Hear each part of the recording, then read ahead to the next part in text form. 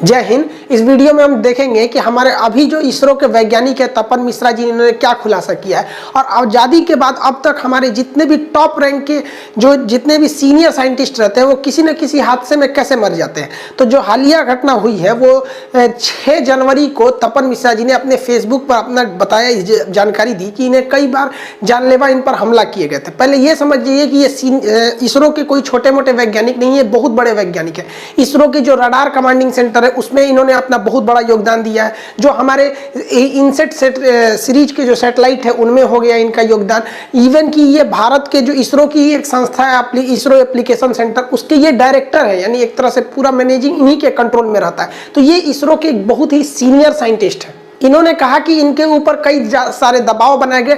अमेरिकी कुछ प्रोफेसर जो भारतीय मूल के थे, अमेरिका में शिफ्ट थे, वो इनसे संपर्क किए थे 2017 में और ये उन्हें ज्वाइन करने के लिए कह रहे थे। बदले में इन्हें ऑफर दे रहे थे कि आप ज्वाइन कर लीजिए और आपके बेटे को भी हम लोग वहाँ पे कोई बढ़िया से कॉलेज में सेटल करा देंगे। इन्होंने इस ऑफर को ठुकरा दिया और इन्होंने मातृभूमि भारत माँ की सेवा करने के लिए निर्णय किया।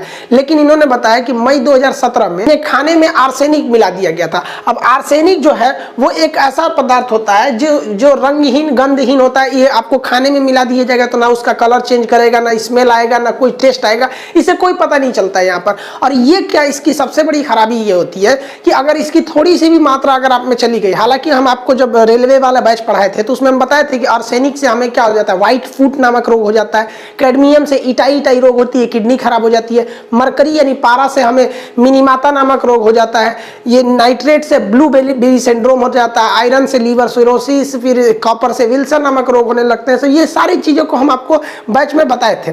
और उसका यहाँ पे समझिए, जैसे ये हम अगर छोटी मोटी कम मात्रा में गया तो ये चमड़े गिरने लगते हैं, शरीर में छेद होने लगता है, त्वचा गिरने लगती है, ये नाखून झड़ने लगते हैं। लेकिन अगर इसकी एक रिफाइंड मात्रा को थोड़ी सी ही दिया जाएगा, एकदम वेल बढ़िया से अगर इसे प्रयोगशाला में बना के जहर के रूप में दिया जाएगा तो ये 1 से 2 घंटे में व्यक्ति की जान ले लेता है। ये शरीर में जाते जो ब्लड, हमारा जो ब्लड है, उस ब्लड के अंदर जो आरबीसी घूम रही है, रेड ब्लड कार्पल्स, ये आरबीसी, यही ऑक्सीजन ले जाने और ले आने का काम करती है, क्योंकि इसके अंदर होता है हीमोग्लोबिन। ये आरबीसी को बहुत जल्दी से नष्ट कर देता है, जिस वजह से ऑक्सीजन की मात्रा घट जाती है और तुरंत दिल का दौरा पड़ जाता है और आसानी से व्यक्ति की मौत हो जाती है। और छिपाना भी बहुत सिंपल होता है कि दिल के दौरा पड़ने से व्यक्ति की अचानक मौत हो गई। तो इन्होंने बताया कि इन पर आर्सेनिक दिया गया था, जिस वजह से इनके त्वचा झड़ने लगे थे, इनकी नाखून गिरने लगे थे, बहुत सारे न्यूरल मतलब ब्रेन से संबंधित समस्या आ गई थी। हालांकि इनका ये कहना है कि गृह मंत्रालय एवं सुरक्षा विभाग ने इनका काफी ध्यान रखा, जिस वजह से ये बच सके, इनका टाइम पे ट्रीटमेंट किया जा सका। हालांकि इसके बाद भी इन्होंने कहा कि कई बार इन्हें और भी मारने के अटेम्प्ट किए गए, हाइड्रोजन साइनाइड वगैरह कई तरह का प्रयास किया गया था इन्हें मारने के लिए। कि जब भी इन्हें मारने का प्रयास किया गया, एक नेचुरल प्रयास किया गया ताकि लोगों का शक न जा सके।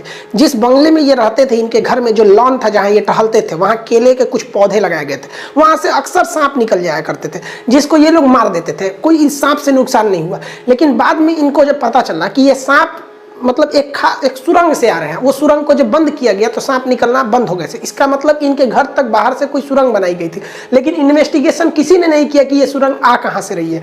इस सांप को बचने के लिए यहाँ पर इन्होंने कार्बोलिक एसिड का छिड़काव भी किया था। आप लोग के यहाँ भी अगर सांप वगैरह निकलने की संभावना ज्यादा रहती है, या जो नाली वगैरह रहती है, घर के कभी कभी नालियां पीछे हो जाती हैं, जो मुख्य जमीन से हट जाती है, तो उधर से सांप बिच्छू के आने का खतरा रहता है। तो वहां आप भी कार्बोलिक एसिड का छिड़काव करेंगे तो वहां सांप बिच्छू कीड़े मकोड़े नहीं आएंगे। लेकिन याद रखिएगा ये बहुत खतरनाक होता है, इसके संपर्क में बच्चों को नहीं आने देना चाहिए। इस खुलासे के बाद हमारे भारतीय इंटेलिजेंस को भी इस ओर विशेष ध्यान देना चाहिए। हालांकि ये कोई नया मामला नहीं है, आप अगर इससे 50 साल पहले भी देखते हैं तो आपको ऐसे कई सारे